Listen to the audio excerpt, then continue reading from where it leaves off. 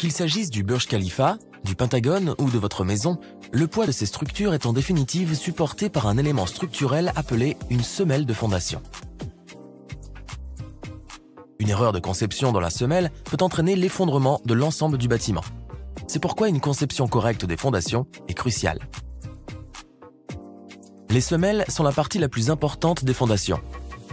Leur rôle est de répartir la charge lourde du bâtiment qui se trouve concentrée sur les colonnes, sur la plus grande face du sol, afin d'obtenir une stabilité structurelle.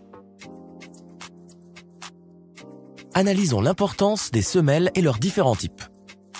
On y va!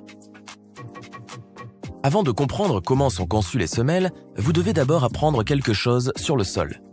Plus précisément, les ingénieurs doivent analyser le sol à un endroit particulier pour déterminer s'il est capable de supporter une quantité calculée de charge. Si le sol est compressible sous charge, l'excavation est effectuée jusqu'à ce que la couche incompressible qui peut supporter la charge soit trouvée. On peut constater que l'essai de charge de la plaque sur cette couche ne produit pas beaucoup de compression sur la couche. Cette couche de sol, dans la physique du génie civil, est appelée strate dure. Sur cette strate dure, on peut ajouter des colonnes pour transférer la charge et recouvrir la fosse de terre. Grâce à ce procédé, le sol devrait être en mesure de supporter assez facilement la totalité de la charge structurelle. Cependant, cette charge concentrée sur les colonnes entraînera une contrainte excessive dans le sol en raison d'une surface de contact moindre. Si cette contrainte dépasse la capacité portante du sol, celui-ci subit l'effet de poinçonnement, ce qui entraîne un déséquilibre de la structure et, à terme, des fissures, voire une défaillance de l'ensemble du bâtiment. Pour éviter ces défaillances, on peut augmenter la surface de contact entre le sol et les colonnes. Ajoutons une plaque, c'est-à-dire la semelle, à la base de la colonne. La charge sur la colonne sera maintenant répartie uniformément sur le sol par l'intermédiaire des plaques. Cette plus grande surface de contact réduit les contraintes sur le sol et le bâtiment reste solide. Le travail principal d'un ingénieur structurel dans la conception d'une semelle est de déterminer la surface et l'épaisseur de la semelle. Ces deux facteurs sont déterminés en fonction de la capacité portante du sol du site et du poids du bâtiment. Nous avons déjà vu l'importance de la zone de la semelle. Plus le poids du bâtiment est important, plus la semelle doit être large. De plus, si cette structure est soumise à des forces latérales, telles que les vents, les inondations, etc., les semelles permettront à votre bâtiment d'éviter de glisser en raison de la résistance de frottement entre la semelle et le sol. Voici maintenant le deuxième aspect de la conception, l'épaisseur de la semelle.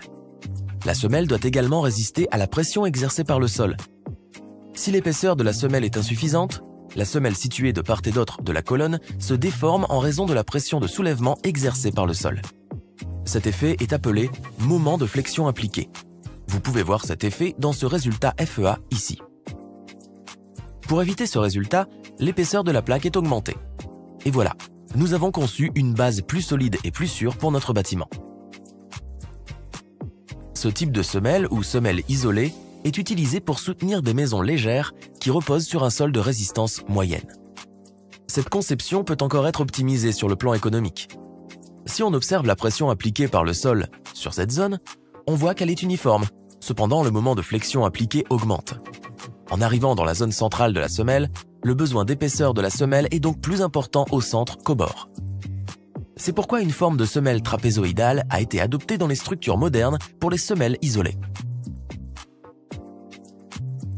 Cependant, une semelle de type tampon est utilisée dans d'autres types de semelles plus complexes. Supposons que les colonnes de votre bâtiment se trouvent exactement sur le bord de la limite de propriété. Il est évident que vos voisins ne vous permettront pas d'occuper un espace supplémentaire simplement pour étendre la semelle. Dans ce cas, la colonne est placée sur le bord de la semelle, ce qui entraîne un déséquilibre ou une excentricité de tout le transfert de charge sur le sol. Cette semelle peut supporter une structure de charge considérable. Toutefois, si la charge augmente au-delà d'une certaine limite, la structure peut céder. L'astuce pour résoudre ce problème consiste à transférer la charge excédentaire dans une autre semelle adjacente présentant une bonne résistance. Ce transfert est réalisé en plaçant une poutre de liaison entre les deux, qui fait office de sangle. L'une des colonnes de cette semelle à sangle aura généralement une semelle excentrique. De plus, dans certains cas, lorsque les colonnes sont trop proches les unes des autres, les ingénieurs combinent volontairement la semelle.